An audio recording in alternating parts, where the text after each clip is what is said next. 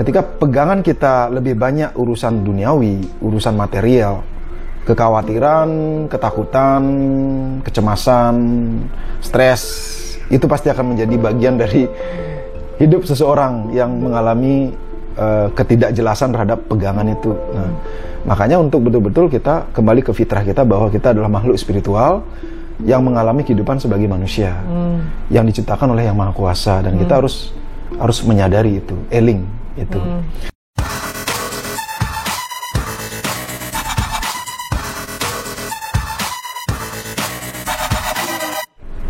Halo sahabat Rani, sekarang kita ketemu lagi di catatan Rani mengenai arti dan makna kehidupan.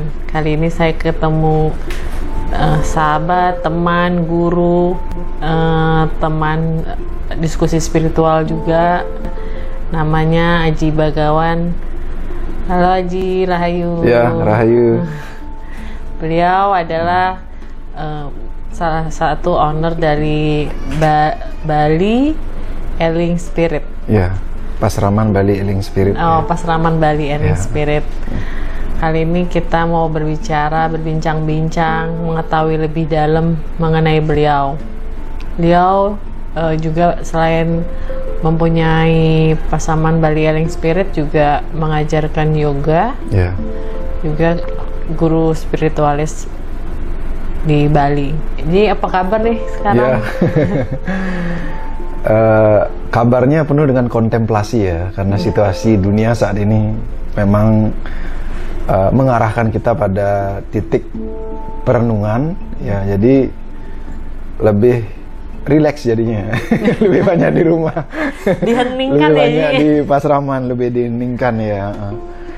Kondisi COVID gini bagaimana sama kegiatan usaha atau kegiatan sehari-hari? Usaha totally nol ya, tutup ya. Karena apalagi usaha saya yang sudah berjalan 13 tahun lebih banyak berinteraksi langsung dengan tubuh tamu, tubuh manusia istilahnya, tubuh orang. Jadi spa kan, namanya Sang Spa di Ubud. Jadi bulan Maret itu udah tutup total gitu. Yang biasanya sehari bisa mendatangkan 50 sampai 70 tamu, itu benar-benar udah nol sekarang. Sampai bulan ini ya. Akhirnya lebih banyak di rumah, terus kemudian merencanakan kedepannya juga. Sekaligus memang kegiatan-kegiatan yoga secara online juga, dan bimbingan meditasi online ya. Dan itu sangat dibutuhkan online. Ya. Berjalan meditasi online sih. Sangat berjalan, sangat banyak yang membutuhkan itu, karena situasi saat ini membutuhkan stabilitas pikiran yang tenang dan menghadapi kekhawatiran dan lain sebagainya. Apalagi banyak pembisnis di saat ini betul-betul kayak dihibernasi kan, dibekukan, harus diam. Bagaimana caranya sehingga situasi tetap bisa terkontrol lah, terkendalikan gitu. Kita mau mencari tahu lebih dalam tentang Aji. Saya mau mengetahui apa sih arti sebuah karma menurut Aji. Ya, saya rasa itu nyambung sekali ya, dalam artian sejalan lah ininya, makna dan artinya. Karma artinya perbuatan. Ketika kita melakukan sesuatu, cepat ataupun lambat akan kembali ke diri kita juga. Karena secara spiritual, secara spirit atau energi, hidup ini begitu adil, begitu fair. Nah, cuman kadang-kadang konteks dari fair itu adalah konteks secara holistik, secara keseluruhan. Ketika misalnya sekarang kita melakukan kebaikan, banyak memberi, ramah, suatu saat itu akan menyebar, energi itu menyebar. Itu hanya kembali ke diri kita menikmati dari hasil dari apa yang kita lakukan. Nah, jadi karma itu adalah perbuatan, dan hasilnya sebutnya itu pahala gitu. Jadi karma pahala. Makanya di dalam ajaran yoga itu ada istilah karma pala masa lalu, kehidupan yang sebelumnya, seperti itu, dan kita nikmati di kehidupan yang saat ini. Kemudian karma pala saat ini, kita lakukan semua apa yang kita lakukan saat ini, misalnya bekerja, kemudian belajar, yang akhirnya kita jadi tahu, bekerja, akhirnya kita mendapatkan hasil. Kita nikmati di dalam kehidupan saat ini, menjadi diri saya gitu dalam kehidupan ini. Dan juga ada istilah karma masa depan, gitu. Karma pala masa depan. Kita lakukan semua kegiatan pekerjaan saat ini, tapi kita tidak boleh mengharapkan hasilnya itu kita nikmati di dalam kehidupan ini. Dan itu sudah secara otomatis dengan kalkulator yang maha kuasa, kalkulator yang ada yang tidak yang kecanggihannya melampaui kalkulator dagang yang ada di saat ini, itu bagaimanapun juga itu akan kita petik di dalam kehidupan yang berikutnya ataupun setelah kematian. Gitu. Nah, jadi karma itu memang harus dipahami secara holistik, tidak hanya sebatas sekarang melakukan dan kemudian mendapatkan sesuatu. Itu. Nah, jadi di Bali yang menjadikan kami istilahnya sebagai orang Bali selalu menggunakan perhitungan dari karma itu sendiri gitu. Kalau mencuri otomatis suatu saat akan ada mengambil milik kita, merampok juga begitu, berbohong, menipu dan lain sebagainya. Kalaupun kita melakukan hal-hal yang positif, membantu orang, kemudian bekerja keras, bekerja dengan baik, kemudian memberikan pelayanan sebaik mungkin terhadap lembaga di tempat di mana kita itu berada, itu yang pada akhirnya hasilnya ke dalam diri kita juga. Nah, hasil dalam bentuk, bukan dalam bentuk fisik ataupun material saja, tapi pada nilai atau value diri kita itu. Nah, ini nilai-nilai yang paling diharapkan ya, yang paling dikejar untuk membangun diri pribadi, karakter, sehingga ini menjadi kehidupan yang sangat berkualitas nanti ke depannya itu. Jadi karma itu adalah perbuatan gitu. Ketika kita melakukan sesuatu itu akan kita petik gitu. Itu sih di dalam filosofi kehidupan orang Bali lah istilahnya. Iya, makanya kalau dibilang sih karma itu adalah sesuatu perbuatan apa yang kita lakukan di kehidupan ini ya gitu. Kita nggak usah ngomong yang lalu atau ke depan gitu. Mungkin saat ini aja ya, kayak seperti kita lihat mungkin keadaan COVID saat ini, karma kita juga mungkin yang tidak menjaga lingkungan, terus juga mungkin kita semena-mena kepada tubuh kita, kesehatan kita juga. Betul. Terus kita juga terlihat tidak peduli antar sesama gitu. Akhirnya ada sih dampak-dampak positif juga di saat COVID ini yang saya lihat juga, orang saling bantu-membantu, menebar kebaikan juga. Betul, gitu. Betul. Kan itu terlihat gitu ya. Jadi bagaimana tuh pendapat Aji tentang COVID saat ini itu? Pertama, bulan Maret pas saya melakukan kontemplasi lebih dalam dengan puasa 24 jam tanpa makan dan minum, dan sampai melakukan meditasi yang panjang, cukup lumayan. Yang dulunya rambut saya panjang, karena ada panggilan saya harus botak, saya potong rambutnya. Dan di sana sebetulnya untuk diingatkan bahwa kita sebagai manusia memiliki fitrah yang luar biasa gitu. Memiliki pengendali atas alam semesta ini, terutama bumi pada semesta kecil kan. Dan lebih kecil lagi adalah diri kita sendiri.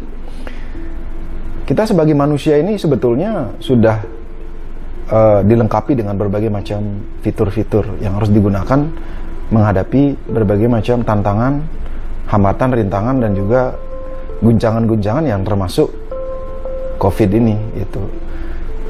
Itu yang pertama. Terus kemudian sudah diberitahukan bahwa tantangan ini untuk mengingatkan setiap orang, terutama bagi yang memiliki kesadaran untuk tidak perlu khawatir. Itu yang pertama. Khawatir ketika kita itu, pegangan kita itu tidak jelas. Gitu. Ketika pegangan kita lebih banyak urusan duniawi, urusan material, kekhawatiran, ketakutan, kecemasan, stres, itu pasti akan menjadi bagian dari hidup seseorang yang mengalami ketidakjelasan terhadap pegangan itu. Nah, makanya untuk betul-betul kita kembali ke fitrah kita bahwa kita adalah makhluk spiritual yang mengalami kehidupan sebagai manusia yang diciptakan oleh Yang Maha Kuasa, dan kita harus menyadari itu, eling itu. Dan kemudian pesan itu disampaikan bahwa kita akan selamat ketika kita memiliki kesadaran dan eling Dan waspada. dan waskita atau waspada itu. Yang berikutnya setelah selidiki lebih dalam lagi, corona itu adalah berasal, ini menurut saya ya, corona itu adalah karuna, apa namanya, karun, harta karun. Corona itu berasal dari kata karuna yang artinya karunia gitu. Ini karunia juga untuk kita gitu. Iya. Jadi dalam hidup ini kalau di Bali orang Bali bilangnya Rua Bineda. Dalam setiap permasalahan, dalam setiap musibah itu pasti ada sesuatu yang luar biasa yang bisa kita petik. Itu. Nah, jadi dalam hidup ini kebaikan-kebaikan, karunia-karunia, kesuksesan-kesuksesan di dalamnya itu pasti ada sebuah effort atau usaha atau penderitaan di balik semuanya itu untuk mencapai itu. Begitu juga sebaliknya. Di setiap penderitaan, di setiap permasalahan, di setiap rasa sakit pasti ada keindahan, kebahagiaan dan kesuksesan. Makanya orang barat bilangnya no pain no gain kan gitu. Tidak ada usaha, tidak ada sakit, ya tidak ada pencapaian seperti itu. Betul. Nah, jadi itu juga terhubung juga dengan karma itu sendiri. Yang jelas ini karunia untuk orang yang betul-betul menyadari itu gitu. Kadang orang juga konsep meditasi itu suka di analogikan negatif atau apa gitu. Padahal kan sebenarnya menafakurkan diri atau melinggihkan nafas, menyadari nafas bahwa tubuh kita tuh ada nafas pada tubuh kita. Nah, menurut Aji nih ya, konsep sebuah meditasi itu sendiri buat diri Aji itu apa gitu? Meditasi dari saya sendiri titik di mana kita itu menyadari bahwa kita itu terkoneksi dengan semua energi yang ada di alam semesta ini, termasuk bahkan makhluk mati gitu, yang kita anggap tidak bernafas atau tidak hidup, apalagi binatang dan sesama kan gitu. Nah, setelah pada titik meditasi kita jadi menganggap bahwa semua adalah guru gitu. Gitu. Karena guru di dalam kita temukan melalui diri sejati kita gitu. Nah, makanya selama 25 tahun saya mempraktekkan meditasi, up and down-nya, fluktuasinya itu memang selalu ada. Saya berpikir dulu ketika mencapai pada level titik tertentu, level spiritual, belajar saya sudah selesai. Ternyata tidak. Semakin tinggi, semakin terus belajar, kita akan semakin tahu bahwa tidak tahu apa-apa gitu.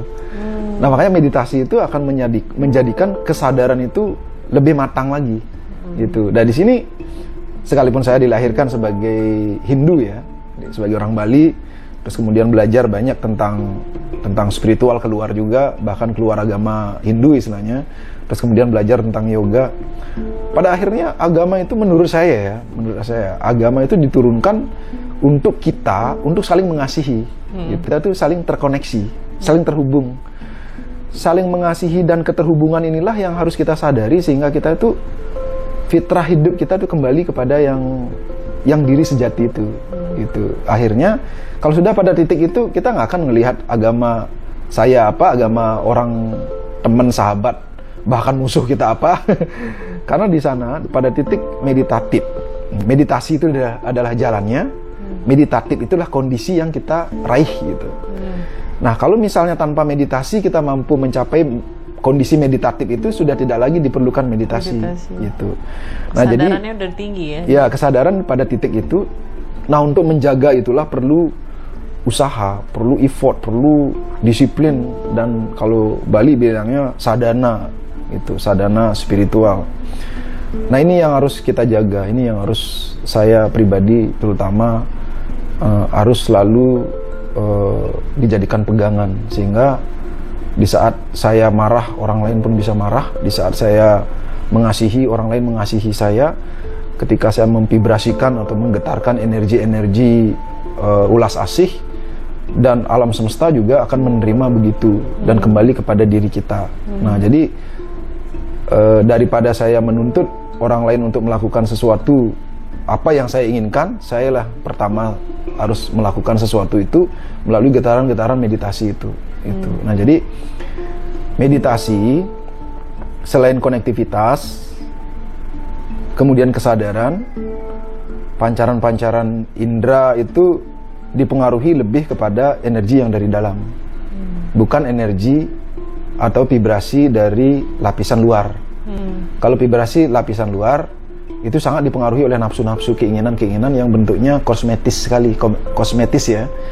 Nah, jadi kalau orang meditasi ibaratnya memancarkan kekuatannya itu dari dalam keluar itu. Nah, jadi meditasi itu memancarkan makna kehidupan itu dari dalam. Itu lebih dari pengalaman saya sendiri. Jadi di Pasaraman saya memang mengajak dan memberikan bimbingan untuk menemukan kesejatian diri dan guru sejatinya di dalam dirinya sendiri gitu. Jadi berguru dengan diri sendiri gitu. Ya. Jadi nggak usah jauh-jauh nyari guru ya. Ketika kita temukan guru di dalam, kita pasti akan menemukan setiap orang adalah guru itu jadinya. Kalau dalam ajaran meditasi yang saya tekuni, yoga itu kan seperti lautan ya. Yoga itu ajaran yang begitu luas, yang sebetulnya artinya yud, yang berasal dari kata yud yang artinya penyatuan, keterhubungan gitu. Keterhubungan dengan siapa dan keterhubungan apa gitu. Yang pertama itu keterhubungan tubuh kita dengan diri kita yang sejati di dalam. Itu keterhubungan antara setiap lapisan-lapisan yang ada di dalam diri kita. Nah, kalau misalnya di dalam ajaran yoga atau meditasi itu ada cakra-cakra. Nah, cakra-cakra ini adalah lapisan berada di lapisan tubuh yang kedua. Lapisan tubuh yang kedua itu adalah lapisan energi. Nah, jadi disitulah letaknya malaikat-malaikat yang memberikan kekuatannya sehingga kita tuh melangkah ke depan, apapun yang kita rencanakan, apapun yang kita impikan, apapun yang kita inginkan, sehingga itu di drive atau disetir oleh malaikat-malaikat itu. Sehingga kita itu dilepaskan dari yang namanya perbuatan-perbuatan yang negatif, keinginan-keinginan yang sifatnya itu merugikan orang lain gitu. Nah, jadi melalui meditasi menghidupkan ini. Makanya kenapa cakra hati itu letaknya di tengah-tengah dia. 3 di atasnya dan 3 di bawahnya. Gitu. Sehingga semua harus berkumpul di tengah-tengah ini untuk menghasilkan meeting atau pertemuan yang sempurna gitu. Nah, jadi sehingga keputusan ataupun tindakan yang dilakukan oleh tubuh ini berdasarkan keputusan dari hasil meeting secara keseluruhan. Bukan hanya karena akal sehat. Kalau pikiran kan hitung-hitungan itu linear bentuknya. Kalau menguntungkan kita gerak, kalau enggak. Dan keuntungannya juga yang dipikir pasti profit dalam bentuk material. Kalau hati tidak secara profit material saja. Hati hubungannya itu secara keseluruhan. Hubungannya itu adalah energi gitu. Energi yang menyambungkan ke seluruh semesta. Menyambungkan ke seluruh semesta. Makanya dalam hidup ini ketika kita berbuat satu langkah harus mampu memberikan manfaat 10 langkah. Nah, itu kebesaran hati gitu. Nah, makanya ketika ini dihubungkan, masing-masing titik itu adalah malaikat-malaikat yang berbeda-beda untuk mendrive kita. Jadi meditasi itu menghidupkan kekuatan malaikat itu di dalam diri kita sehingga kita itu dipenuhi oleh cahaya-cahaya itu. Makanya kalau di Bali bilangnya itu dewa. Gitu. Para dewata, dewa artinya div yang artinya cahaya. Nah, meditasi menghidupkan cahaya-cahaya ini sehingga memiliki budi dan kewaskitaan.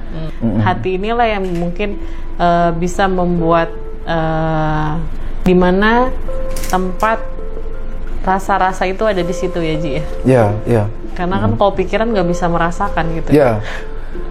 Pikiran dia ini kesimpulan saya dalam meditasi.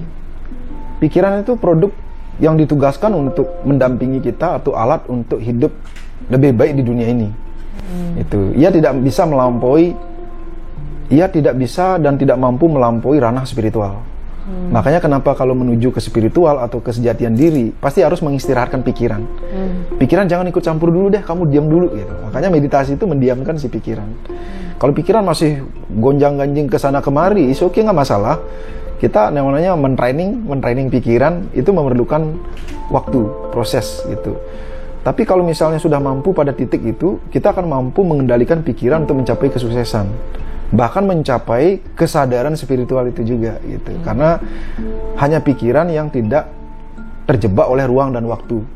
Makanya pikiran menjadi kendaraan untuk mengobati masa lalu kita, juga merencanakan masa depan yang lebih hebat lagi. Itu. Jadi pikiran jadikanlah sebuah kendaraan untuk mencapai kualitas kehidupan itu. Jadi pikiran tidak bisa diabaikan, tidak boleh dimusuhi, dan juga tidak boleh di apa namanya. Kalau ada beberapa kelompok spiritual betul-betul pikiran itu dianggap musuh gitu. Kalau saya, dalam pengalaman saya, justru apapun yang kita miliki termasuk ego, ya kita jaga, kita kasih makan juga, makanannya yang benar kan gitu. Sehingga ego ya mampu dan mau menempatkan diri sesuai dengan tempat, waktu, dan cara yang tepat gitu. Karena semua bagian kita tuh harus dididik, sama seperti tangan kanan dan kiri. Kalau misalnya cuma pakai tangan kanan aja yang kita didik, tangan kiri pasti agak aneh kalau dipakai. Contoh makan misalnya. Nah, dualitas di dalam kehidupan kita, kanan dan kiri itu kan selalu ada. Kalau kanan baik, kalau kiri jelek gitu. Kalau dalam spiritualitas tidak ada istilah jelek dan baik gitu. Keduanya adalah baik gitu. Kalau misalnya makan hanya tangan kanan saja, tapi kalau tangan kanan terjadi masalah, kan mau nggak mau harus pakai tangan kiri. Jadi keduanya ini harus diseimbangkan gitu. Nah, gitu juga di dalam cakra-cakra di dalam tubuh kita, dalam kehidupan kita menjalani karma ini gitu. Artinya perbuatan. Ya, gitu. Soalnya kalau nggak ada keseimbangan ya. Iya, tidak ada keseimbangan. Nggak seru dong dunia ini. Iya. Pada akhirnya ya itulah, antara feminin, maskulin, yin, yang, siang, malam. Keseimbangan ini harus selalu terjaga. Jadi kita tidak bisa menjudge bahwa ini baik, ini buruk, ini benar, ini salah. Gitu. Pada titik spiritualitas, akhirnya kita hanya sebagai pengamat gitu. Tidak boleh menjudge bahkan gitu. Gitu. Pada titik itu tidak akan kita melihat benar dan salah gitu. Itu ininya. Itu ininya kesimpulan tentang meditasi, dan makanya saya membagi 4 tingkatan meditasi. Pertama, meditasi secara wadag, secara fisik. Artinya mampu menyadari tubuh kita itu adalah berlapis-lapis. Mau duduk diam aja dulu itu udah lumayan luar biasa. Terus panca indera ini kan fisik kita.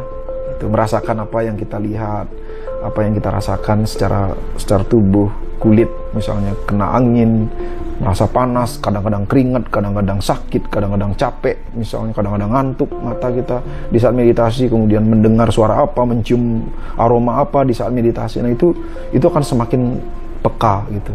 Tapi kalau secara saintifik, memang di dunia modern sekarang banyak sekali yang menyelidiki tentang kekuatan dan efektivitas meditasi atau manfaatnya dalam kehidupan. Karena memang benar, ketika semua struktur-struktur di dalam tubuh kita, baik secara batin, secara pikiran, secara emosional itu tertata dan terkoneksi dengan baik, keputusan yang kita ambil itu perspektifnya betul-betul perspektif yang lebih holistik gitu, yang lebih benar lah istilahnya. Itu ininya. Nah, makanya meditasi jadi pegangan saya sejak kecil, dan memang bekal dari bapak saya. Dan meditasi yang saya tekuni emang meditasi dari leluhur lah istilahnya. Leluhur gitu. Ya, kalau di kita juga ada tafakur ya, jadi berdiam diri, merenungi diri, merenungi apa yang terjadi pada diri kita, untuk sebenarnya ya sama, untuk eling dan waspada gitu. Kayak kita bersyukur juga ya ada di negara Indonesia ini dengan berbagai macam agama gitu mungkin ya. Ada Hindu, Buddha, itu semuanya perenungan ke dalam diri untuk kita lebih waspada lagi, lebih eling lagi ya Ji. Sekarang saya mau tahu apa itu arti kehidupan buat seorang Aji. Arti kehidupan buat saya setelah saya temukan, bisa dikatakan terlambat atau mungkin dikatakan terlalu cepat, itu mungkin relatif ya. Tapi yang jelas kalau saya merasakan agak terlambat, karena setelah 20 tahun belajar meditasi baru saya tahu bahwa ternyata saya dilahirkan di keluarga yang sederhana, tidak berpendidikan, dalam artian pendidikan secara formal ya. Itu bapak saya juga cuman SD kan gitu, ibu SD. Terus secara finansial juga, bahkan saya sudah SMA baru bapak saya mampu beli tanah, sepetak tanah gitu. Terus kemudian dari segi kesehatan, itu dari kakek saya memang suka sakit-sakitan, ada TBC, jantung, terus asam urat dan lain sebagainya. Nah, setelah berproses meditasi itu sebetulnya kembali ke kontemplasi itu, keheningan di dalam bahwa diri saya ini adalah berasal dari garis yang seperti ini gitu. Nah, ketika saya berusaha untuk menemukan jati diri saya sendiri, saya juga tidak boleh mengabaikan bahwa saya keturunan ini gitu. Keturunan yang memiliki orang tua yang begini gitu. Setelah berproses semuanya itu, pada umur 35 tahun, nah sekitar 5 tahun yang lalu, fase itu kebuka gitu. Fase itu seperti terjawab bahwa makna hidup saya adalah memiliki kesempatan untuk memperbaiki segala karma-karma kehidupan sebelumnya, kan seperti itu. Karma-karma kehidupan sebelumnya untuk menjadi selalu lebih baik gitu. Ketika lebih dalam lagi, ternyata tidak ada masa lalu maupun masa depan. Yang ada adalah hari ini, saat ini gitu. Ketika kita melangkah sebaik mungkin saat ini, secara automatically pasti akan menghasilkan suatu realita yang sesuai dengan apa yang kita lakukan di saat ini gitu. Ketika ngomongin masa lalu itu sudah berlalu. Ketika ngomongin masa depan itu juga baru rencana dan bayangan-bayangan doang. Nah, jadi bagaimana melakukan kehidupan sebaik mungkin di saat ini dengan penuh keyakinan, dengan penuh rasa tulus ikhlas dan ulas asih, sehingga itu akan menemukan kebermaknaan atas hidup itu gitu. Nah, jadi kesimpulannya